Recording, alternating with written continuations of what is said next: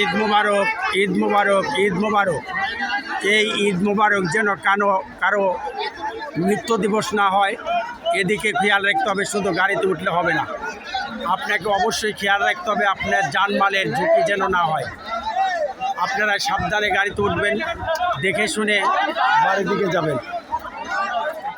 এটা কত বড় রিস্ক হয়ে যায় একমাত্র যারা উঠতেছে গাড়িতে তারাই একমাত্র বুঝতে পারছে। আমরা যারা বাইরে আছি তারা বুঝতে পারতেছে কত কষ্ট করে তারা বাড়িতে যাবে। শুধু এই কষ্টই নয়, আকাশে মেঘ, যে কোনো সময় বৃষ্টি আসতে পারে, আর বৃষ্টির মধ্যে কিভাবে তারা বাড়িতে যাবে সেটাও একটা বিষয়। এখানে দেখতে পাচ্ছেন পিঁপড়ার মতো তারা উপরে ওঠার জন্য চেষ্টা করছে।